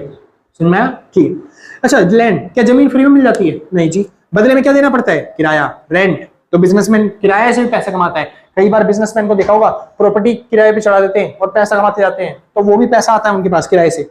लेबर कहां से पैसा कमाता है? वेजेस, लेकिन वेजेस तो इंक्लूड कर दिया ना, तो इसको नहीं लिखना। कैपिटल कहां से बिजनेसमैन पैसा कमाता है? कैपिटल के बदले में क्या मिलता है? इंटरेस्ट, तो इंटरेस्ट से बिजनेसमैन पैसा कमाता है। कई बार बिजनेसमैन को देखा होगा पैसा दे देता है उधार, बदले में ब्याज से पैसा कमाते हैं। एंटरप्रेन्योर यानी कि कहां से पैसा कमाता है? प्रॉफिट, प्रॉफिट से बिजनेसमैन पैसा कमाता है। तीनों चीजें जोड़नी है। क्या क्या जोड़ना है? ऑपरेटिंग सरप्लस कैसे निकलेगा? 3 चीजें को जोड़ के, वैसे तो 4 चीजें होती हैं लेकिन आपके सिलेबस में 3 हिंदी है तो 3 लिख लो। क्या क्या? रेंट, इंटरेस्ट और प्रॉफिट। वैसे यहाँ पे रॉयल्टी भी होना चाहिए मगर छोड़ो, ठीक है। 4 चीजें होती हैं मगर आप 3 लिख लो, आपकी बुकों में 3 दे रखी है, रेंट, इंटरेस्ट और प्रॉफिट। लिखना चाहो तो रॉयल्टी भी लिख लेना, मगर देता नहीं कभी एग्जाम में जल्दी से। रेंट, इंटरेस्ट और प्रॉफिट, समझना है? कोई दिक्कत नहीं। चलो अच्छा, एक चीज और, हाँ प्रॉफिट सुनिए ध्यान से। प्रॉफिट के बारे में एक छोटी सी डिटेल बता दूं एक्स्ट्रा। मान लेते हो किसी कंपनी में काम हुआ और प्रॉफिट कमाया गया कितने रुपए? पूरा 100 रुपए। तो क्या प्रॉफिट सारा का सारा मालिक घर ले जाएंगे बांट के? ऐसा नहीं होता। सबसे पहले गवर्नमेंट आती है, गवर्नमेंट बोलती है हमको जी तो अपने बिजनेस में से, कॉर्पोरेशन में से टैक्स, जिसको हम क्या बोलते हैं? Corporate tax. मान लो गवर्नमेंट ने 10 रुपए टैक्स ले लिया, कितने रुपए बचे? 90 रुपए।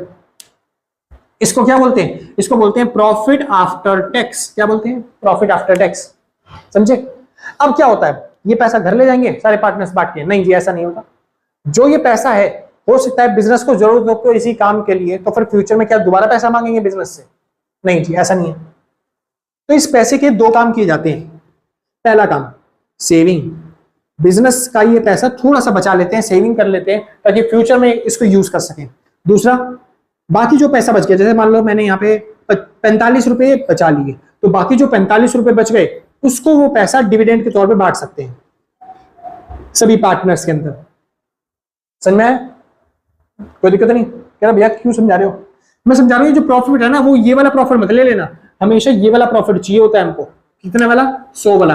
अगर ये प्रॉफिट दे देना प्रॉफिट आफ्टर टैक्स 90 रुपए दे दे, तो इसमें कॉर्पोरेट टैक्स जोड़ देना 10 रुपए का, तब ये आपका क्या जाएगा? 100 रुपए। मैं क्या कह रहा हूँ, प्रॉफिट निकालने के लिए, प्रॉफिट आफ्टर टैक्स में क्या जोड़ देना है? Corporate tax. और अगर मान लो प्रॉफिट आफ्टर टैक्स देगी ना, तब कैसे निकालोगे? तो सोच लेना प्रॉफिट कैसे निकलेगा। तब प्रॉफिट कैसे निकलेगा जी?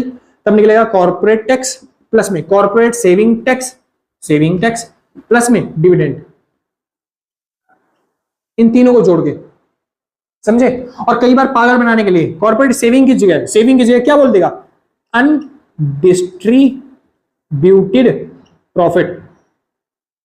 क्योंकि देखो ये तो है डिविडेंड मतलब वो पैसा जो बांट दिया, और जो पैसा नहीं बांटा, जो बिजनेस के एक्सपेंशन के लिए हमने अपने पास बचा लिया, उसे क्या बोलते हैं? सेविंग। जिस पैसे को नहीं बांटा उसे क्या बोलते हैं? सेविंग। यानी कि अनडिस्ट्रीब्यूटेड प्रॉफिट, जिसे बांटा नहीं गया या फिर जिसे रिटेन कर लिया, बचा लिया, तो इसका तीसरा नाम क्या है? Retain earning. समझे? किसी भी नाम से देते समझ जाना। प्रॉफिट कैसे निकलेगा? इन तरीकों से। आगे चलते हैं, लास्ट तीसरा। यहां पे तीसरा कौन है पैसे कमाने वाला? Self employed. और सेल्फ एम्प्लॉयड कहां से पैसा कमाता है किसी को पता नहीं होता, इसलिए क्या बोलते हैं? इसलिए बोलते हैं इसकी इनकम होती है मिक्स्ड इनकम। क्या होती है? Mixed income by self employed. इसलिए इसके कोई और पार्ट्स नहीं है, बस इसका इतना ही है। समझना है? तो क्या करना है? सबसे पहले डोमेस्टिक इनकम कैसे निकलेगी? Compensation of employees, operating surplus और मिक्स्ड इनकम को जोड़ के। अगर कंपनसेशन ऑफ एम्प्लॉइज ना दे तब आपको क्या करना है? सैलरी, वेजेस, इन सबको जोड़ना है, इन काइंड को जोड़ना है और प्लस एम्प्लॉयर को जोड़ना है।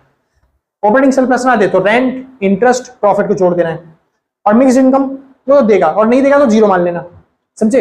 प्रॉफिट, अगर प्रॉफिट ना दे तो कैसे निकलेगा profit? Profit after tax plus में कॉर्पोरेट टैक्स जोड़ना है। और अगर प्रॉफिट निकालते फिर भी ना दिया हो, ये कॉर्पोरेट टैक्स ना दिया हो या फिर प्रॉफिट आफ्टर टैक्स ना दे, तब कॉर्पोरेट टैक्स, सीएसटी और डिविडेंड, सीटी, सीएसटी और डिविडेंड। मैं तो क्या लग गया भैया, इतना बड़ा फॉर्मूला मेरे से याद नहीं होगा, पूछते निकल जाएंगे, मेरा कैसे याद करूंगा भैया? मैं हूं ना भाई, मैं हूं ना। समझने वालों के लिए मैंने समझा दिया।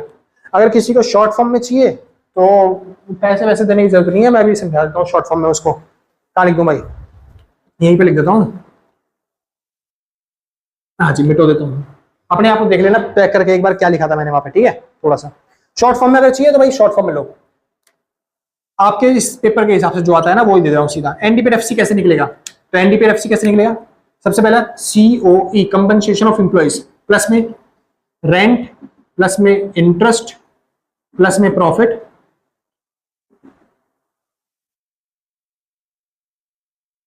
ठीक है, और प्लस में मिक्स्ड इनकम। बस इतना सा फॉर्मूला याद कर लो, बाकी सारा आपका हो जाएगा। ये उन समझने वालों के लिए जिनको समझना था, लेकिन मैंने छोटा सा फॉर्मूला बना के दे दिया। बस ये छोटा सा फॉर्मूला याद कर लोगे, आपका पूरा इनकम मेथड का फॉर्मूला आपको इतना बड़ा याद करने की जरूरत नहीं पड़ेगी, क्योंकि इससे बड़ा सवाल आपके पेपर में नहीं आएगा। मैं देख चुका हूं पुराने पेपर, एक आधी बार आ गया तो आपके बैठ लगे, वरना नहीं आएगा, सच बता रहा हूं। बस ये छोटा सा याद कर लेना, इतनी बड़ी की जरूरत नहीं है। मैंने समझाना था, समझा दिया, समझ लोगे तो ज्यादा बेटर है, आगे चल के काम ही आएगा। ठीक है जी, बाकी जिसको नोट करना है फटाफट से नोट कर लो, फिर हम आगे चलते हैं। सिंपल, बहुत अच्छे। हाँ भाई, अब चालू करते हैं। और अब बारी आती है एक्सपेंडिचर मेथड की, तीसरा मेथड, नोवा फॉर्मूला, एक्सपेंडिचर मेथड। अब एक्सपेंडिचर मेथड क्या चीज है?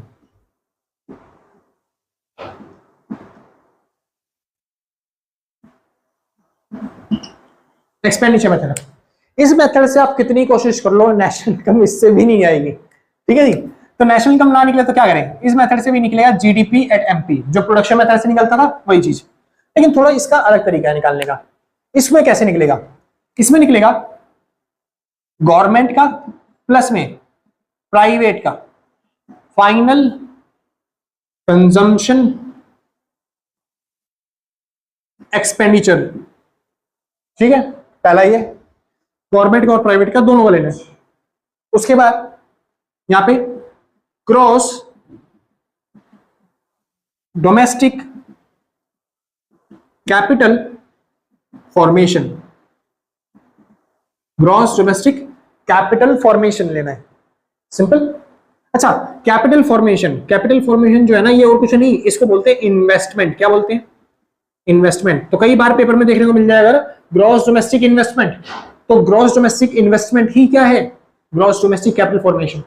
समझे? और कुछ नहीं। प्लस में लास्ट तीसरी चीज क्या जोड़ना है? Net export. कौन सा एक्सपोर्ट? मतलब नेट एक्सपोर्ट। समझे? ये तीनों जोड़ दोगे तो फिर आपका आ जाएगा। बस ये छोटा सा फॉर्मूला था, ये तीन वैल्यू जोड़नी है, आपका आ गया। यार भैया इतना छोटा तो नहीं है। हाँ, सही में भाई इतना छोटा नहीं है, थोड़ा सा है। जैसे नेट एक्सपोर्ट, अगर नेट एक्सपोर्ट ना दे रखा हो तो क्या करेंगे? तब कुछ नहीं करना, जो आपका एक्सपोर्ट होता है उसमें से माइनस कर देना है इंपोर्ट। क्या माइनस करना है? इंपोर्ट। एक्सपोर्ट में से क्या घटा दोगे? इंपोर्ट। तो आ गया आपका नेट एक्सपोर्ट। समझे? जैसे एक्सपोर्ट में से क्या माइनस करना है आपको? इंपोर्ट। जैसे 50 रुपए मान लेते हैं एक्सपोर्ट है, इंपोर्ट है 30 रुपए, तो घटा देंगे तो कितना आ गया? 20 रुपए। तो यहाँ पे नेट एक्सपोर्ट कितना आ गया? 20 रुपए। समझे? कई बार ग्रॉस डोमेस्टिक कैपिटल फॉर्मेशन नहीं दिया होता, तो क्या करना है? सुनिए, दो चीजों जोड़ना है। पहला, gross domestic fixed capital formation. समझे? इसके साथ क्या जोड़ना है? इसके साथ जोड़ना है वही डेल्टा स्टॉक, यानी चेंज इन स्टॉक। समझ आ गया? तो कई बार ग्रॉस डोमेस्टिक कैपिटल फॉर्मेशन अगर ना दे रखा हो, देखो वही वर्ड है, ग्रॉस डोमेस्टिक कैपिटल फॉर्मेशन। अगर ग्रॉस डोमेस्टिक कैपिटल फॉर्मेशन ना मिले तो देखो gross domestic fixed capital formation दे रखा होगा, फिक्स्ड देख लेना, फिक्स्ड दे रखा हो। अगर फिक्स्ड नहीं है तब तो यही ले लेना, यही है वो। लेकिन अगर ये नहीं दे रखा, फिक्स्ड वाला दे रखा है, तो याद रखना फिक्स्ड के साथ हमेशा क्या जोड़ना है? Delta stock. हमेशा लो, फिक्स दिखे तो डेल्टा स्टॉक जोड़ देना है, फिक्स्ड नहीं दिख रहा तो डेल्टा स्टॉक नहीं जोड़ना। समझ में आ गया? एक्सपेंडिचर मेथड था और ये खत्म। इतना ही था बस, इससे ज्यादा नहीं है। सही में, सच में, मुच्ची में, पक्का इतना ही था बस। तो मैंने क्या बोला? फिक्स्ड दिखे तो डेल्टा स्टॉक जोड़ना, फिक्स ना दिखे तो डेल्टा स्टॉक मत जोड़ना। समझ आ गया ना? बहुत अच्छी बात है। लेकिन हाँ, थोड़ा सा चेंज है। क्या? इस मेथड से, केवल इस मेथड से कई बार जीडीपी एमपी की जगह एनडीपी एट एमपी भी आता है। इस मेथड से क्या आता है? कई बार एनडीपी एट एमपी भी आता है। और एनडीपी एट एमपी कब आएगा? जब यहां पे ग्रॉस की जगह क्या लिखा हो? नेट। जब भी ग्रॉस लिखा होगा तो जी वाली वैल्यू आएगी, लेकिन अगर ग्रॉस की जगह नेट लिखा हो, जैसे नेट डोमेस्टिक कैपिटल फॉर्मेशन, तो यहाँ पे एनडीपी एमपी आएगा। ग्रॉस की जगह अगर वो यहाँ पे नेट दे दे तो एनडीपी एमपी आएगा। समझे? मतलब ग्रॉस लिखा हुआ है क्वेश्चन में तो ग्रॉस वाला आंसर आएगा, नेट दे दे तो नेट वाला आंसर आएगा। समझ आ गया? कोई दिक्कत नहीं? पक्का? बहुत अच्छी, खत्म। यहां पे खत्म होता है आपका method of estimating national income. इसके बाद हम चालू करने वाले हैं कौन सा, प्रिकॉशंस। प्रिकॉशंस मतलब वो क्या होता है, सावधानियां। ये जो हमने income method, expenditure method, production method सीखा है, इसके अंदर फॉर्मूले हैं बड़े बड़े, तो इनके साथ थोड़ी बहुत सावधानियां भी है। वो कह रहा भैया न्यूमेरिकल, तो न्यूमेरिकल करवाएंगे सर, पहले एक बार थ्योरी खत्म हो तो फिर उसके बाद न्यूमेरिकल चालू करते हैं। पूरे बुक की नहीं, बस ये वाला चैप्टर, ठीक है भाई। तो अभी जो हमने फॉर्मूले सीखे हैं इतने बड़े बड़े, फॉर्मूले में कुछ चीजें ध्यान भी रखनी होती हैं, तो वो चीजें क्या ध्यान रखनी होती हैं, वो हमको चालू करनी है। और उनको चालू करने से पहले जिसको नोट करना है फटाफट से नोट करो, फिर बाद में भूल जाते हो तुम, ठीक है जी। और अच्छे तरीके से नोट कर लेना, बढ़िया तरीके से। हाँ भाई, तो चालू करते हैं। अब बात आती है प्रिकॉशंस। प्रिकॉशंस मतलब जब भी आप इन मेथड का यूज करते हो तो कुछ बातों का ध्यान रखना पड़ता है। वो बातें क्या हैं वो देख लो। सबसे पहली चीज, मेन चीज तो यही देखो, मैंने करवाया था फैक्टर इनकम और ट्रांसफर इनकम में डिफरेंस, याद है? ठीक। तो जो फैक्टर इनकम होती है वो टू साइडेड होती है, ट्रांसफर इनकम वन साइडेड होती है। इसलिए फैक्टर इनकम को नेशनल इनकम में इंक्लूड करते हैं, लेकिन ट्रांसफर इनकम को नेशनल इनकम में इंक्लूड नहीं करते। सिंपल ना। बस वही चीजें यहां पे भी आपको देखनी है। जैसे कि क्या है, जब आप इनकम मेथड का यूज करोगे तो जो इनकम आती है, कौन सी इनकम आती है, फैक्टर इनकम आती है, उसको तो राष्ट्रीय आय में नेशनल इनकम में इंक्लूड करना है। लेकिन जो ट्रांसफर इनकम आती है उसको राष्ट्रीय आय में नेशनल इनकम में इंक्लूड नहीं करना, समझे? सेम ऐसी जो फैक्टर चीजों के लिए पेमेंट करते हो, फैक्टर पेमेंट जो होती है, समझे, उसको तो इंक्लूड करेंगे, लेकिन जो ट्रांसफर पेमेंट होती है उसको राष्ट्रीय आय में नेशनल इनकम में इंक्लूड नहीं करना है, समझे? आगे चलते हैं। शेयर्स बॉन्ड्स जो अगर आप खरीदते हो उससे जो इनकम आती है उसको भी राष्ट्रीय आय में इंक्लूड नहीं करेंगे। कोई आपने सेकंड हैंड प्रोडक्ट खरीदा है उसको भी राष्ट्रीय आय में इंक्लूड नहीं करेंगे। नेशनल इनकम में केवल जो फाइनल गुड्स खरीदते हो ना उसको इंक्लूड करना है बस खाली, समझे? सेकंड हैंड प्रोडक्ट को इंक्लूड नहीं करेंगे, क्योंकि सेकंड हैंड वाले बन जाते हैं इंटरमीडिएट गुड्स और उसको इंक्लूड नहीं करते। जैसे यहाँ पे जो इंटरमीडिएट गुड्स है उसको इंक्लूड नहीं करना, केवल किसको इंक्लूड करना है, फाइनल गुड्स को। जैसे मैंने बताया सेकंड हैंड गुड्स को, इंटरमीडिएट गुड्स को इंक्लूड नहीं करेंगे, फाइनल गुड्स को लेंगे बस खाली। सेल्फ कंजम्पशन के लिए, खुद के खाने के लिए जो गुड्स क्या होते हैं आपने खरीदे हैं उसको इंक्लूड करेंगे, लेकिन सर्विसेज को इंक्लूड नहीं करेंगे क्योंकि उसकी वैल्यू लगाना मुश्किल होता है। सेम ऐसे ही यहाँ पे एक्सपेंडिचर जो आपने किया है इंटरमीडिएट गुड्स पे उसको इंक्लूड नहीं करेंगे। फिक्स्ड एसेट पे यानी फाइनल गुड्स पे जो आपने खर्चा किया होता है उसको राष्ट्रीय आय में, नेशनल इनकम में इंक्लूड करना पड़ता है, समझे जी? जहां पे खत्म होता है आपका सारा थ्योरी वाला पार्ट, वो भी कौन से का, चैप्टर नंबर 2 का, समझे, नेशनल इनकम का। और इसके बाद हम चालू करते हैं अपना लास्ट न्यूमेरिकल वाला पार्ट, सिंपल जी। और उस न्यूमेरिकल के पार्ट के लिए आपके पास जो 9 फॉर्मूले मैंने करवाए हैं वो 9 फॉर्मूले कंप्लीट होने चाहिए। तो कह रहा भैया पहले तो आप 10 फॉर्मूले कहते हैं कि 10 करवाऊंगा 10 करवाऊंगा। 10वां जो फॉर्मूला है ना वो आपके अगले चैप्टर में चला गया है, समझे, जिसका नाम है प्राइस इंडेक्स। तो जब मैं 3rd चैप्टर आपको करवाऊंगा तब वहां पे काम आएगा आपका 10वां फॉर्मूला। सिंपल। अभी फिलहाल 9 फॉर्मूले हैं और 9 ही फॉर्मूले आपको याद करने में बहुत टाइम लगेगा, इसलिए अच्छे तरीके से याद कर लेना बहुत तरीके से। उसके बाद हम चालू कर रहे हैं फिलहाल क्या बोलते हैं, न्यूमेरिकल्स, ठीक है जी। तो जिसको नोट करना है फटाफट से नोट करो, इंपॉर्टेंट है, कई बार एग्जाम्स में आया हुआ है, ठीक है जी। न्यूमेरिकल तो पक्का आएंगे, तो जो नोट करना चाहे भाई फटाफट से नोट कर लियो।